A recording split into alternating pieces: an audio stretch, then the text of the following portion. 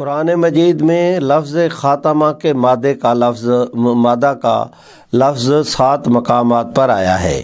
رحیقم مختوم، ختامہ مسک، الیوم نختم علی افواہہم، ختم اللہ علی قلوبہم، نختم علی قلبک وغیرہ ذالک۔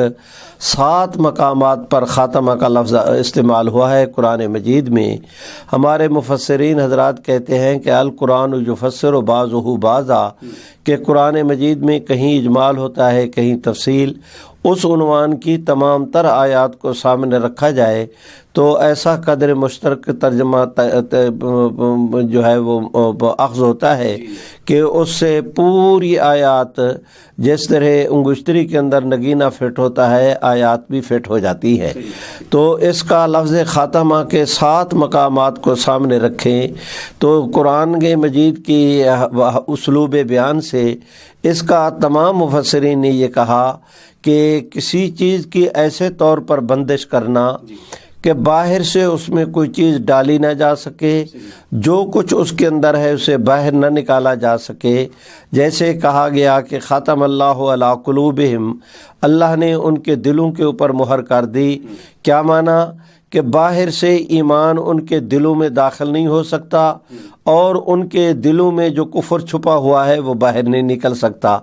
تو وہاں پر کہا گیا خاتم اللہ علی قلوبہم۔ اسی طرح خاتم النبیین کو دیکھیں تو اس کا ترجمہ یہ ہوگا، ان قرآن مجید کی آیات مبارکہ کو سامنے رکھ کر کہ رحمت عالم صلی اللہ علیہ وسلم کی آمد پر اللہ نے سلسلہ نبوت کی ایسے طور پر بندش کر دی کہ آپ صلی اللہ علیہ وسلم کے بعد کسی نئے شخص کو سلسلہ نبوت میں داخل نہیں کیا جا سکتا۔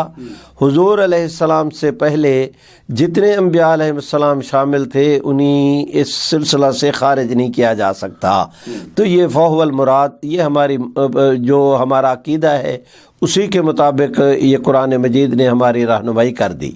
دوسرے مرحلے پر ہم دیکھتے ہیں کہ یہ قرآن مجید سب سے پہلے پیغمبر اسلام کی ذات اقدس پہ نازل ہوا۔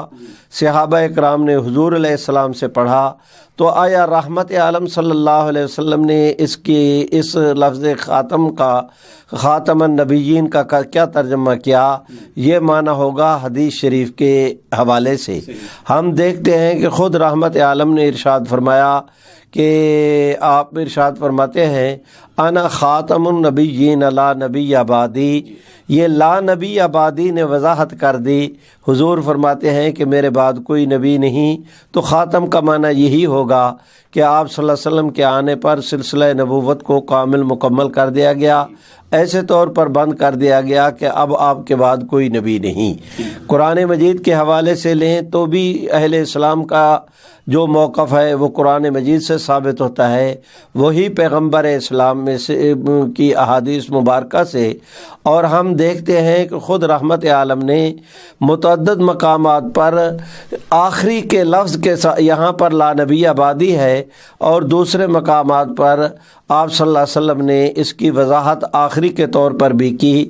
مثلا آپ نے فرمایا انا آخر الانبیاء وانتم آخر الامم، کہ نبیوں میں سے میں آخری ہوں، امتوں میں سے تم آخری ہو۔ قرآن مجید کے حوالے سے دیکھیں تو خاتم النبیین کا یہی معنی ہوا کہ آپ آخری ہیں۔ حدیث شریف کے حوالے سے دیکھیں تو بھی یہی ثابت ہوا کہ آپ صلی اللہ علیہ وسلم آخری ہیں۔ اور صدیق اکبر سے لے کر آج تک اور آج سے قیامت کی صبح تک امت مسلمہ کے ایمان، عقیدے اور موقف کے اعتبار سے دیکھیں تو آپ صلی اللہ علیہ وسلم آخری نبی ہیں۔